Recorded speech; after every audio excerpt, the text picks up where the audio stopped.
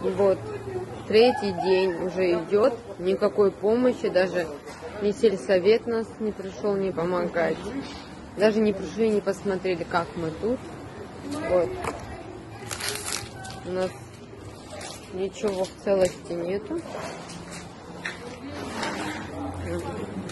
Обещал наш президент нам еду, воду.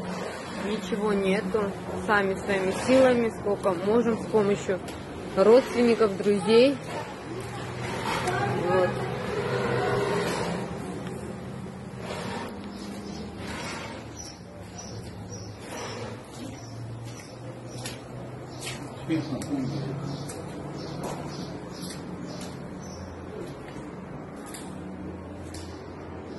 Вот перхером воду привозим в бак, наливаем, пытаемся смыть.